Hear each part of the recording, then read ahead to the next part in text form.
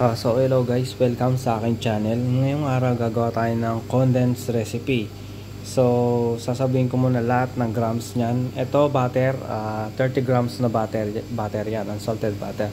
Tapos itong tubig ang water niyan is 1 cup yan, pero 200 grams. 202 grams itong tubig. Tapos at saka yung sugar natin 437 grams yung sugar natin yan. Tapos itong milk powder 273 grams. Tapos ito cornstarch yan na 13 grams at saka 10 grams na water lang. Kinombine ko na. So ayan, para pampalapot kasi yan eh. Ayan, nahaluin ko muna medyo sa baba yan. Ngayon sasalang natin dito sa ating tutuan. Ayan dito. Lalagay ko na yung butter muna una.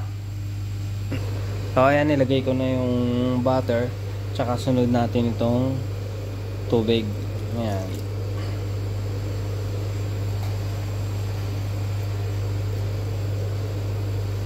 Tutunawin muna natin siya bago natin ilagay yung sugar.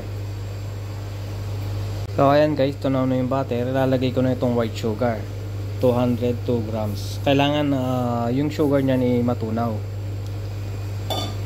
Pagka tunaw na tong sugar, tsaka natin ihalo yung milk powder. Tunawin lang natin to. Ibig sabihin hanggang yung mahalo talaga lahat siya, yung yung sugar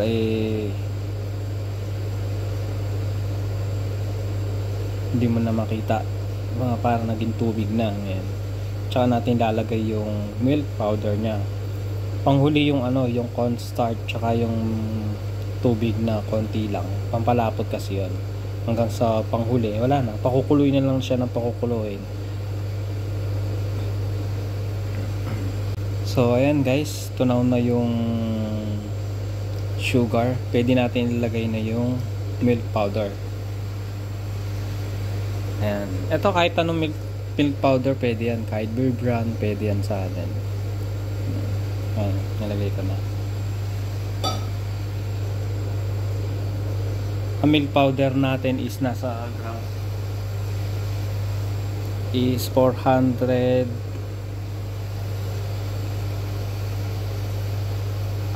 ang milk powder pala natin is nasa 272. Yan. Tapos yung sugar kanina, white sugar, is 437 grams.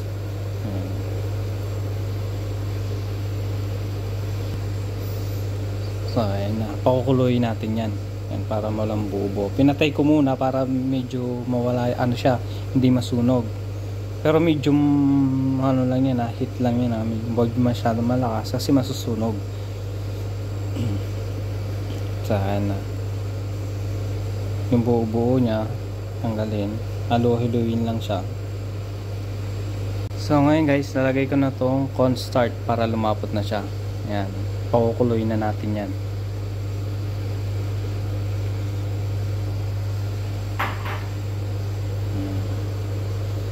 Mukhang condensed milk na siya. Patayin ko muna, masyado na siyang mainit eh. Lutuin lang hanggang sa kumulo. Siguro mga 10 to 15 minutes pa bago natin siya tanggalin. Continue lang yan hanggang ganyan. Yan. Hanggang makuha yung tamang texture. Ayan, hindi pa siya malapot. Ayan, kailangan malapot na siya. Ayan guys, ginamitan ko na siya ng whisk para talaga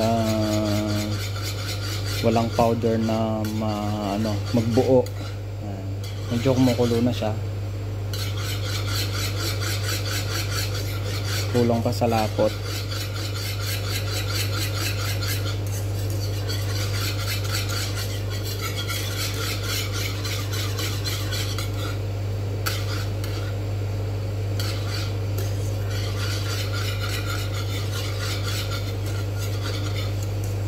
Pero kapag sa gawa mo, kahit di naman siguro umabot ng 10 to 15 minutes, pagka nakita mo nang malapot na siya, pwede na yon. Huwag mo nang hayaan na tumagal pa. Kasi nakikita mo naman na kapag malapot na siya pwede mo nang iahon na.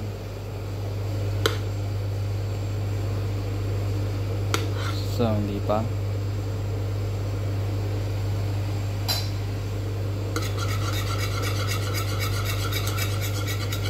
So, ayan guys, tapos na ang condensed milk natin. Sasalain natin ang steamer yan. Lalagay natin sa malamig na, papalamigin natin bago natin ilagay sa chiller natin.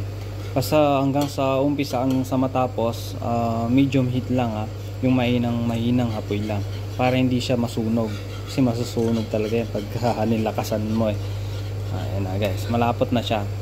15 minutes exactly yan. Pero kung 10 minutes, pwede na rin sa inyo. Okay na. Pero yan ang tamang texture niya. Yan.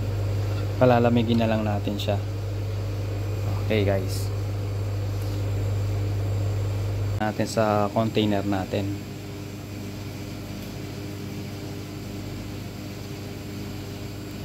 Malapot na talaga siya. Malapot.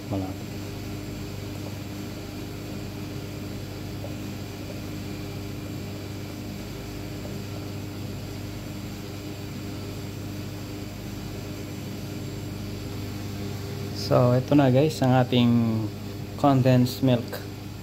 Ayan. Lalamigin lang natin.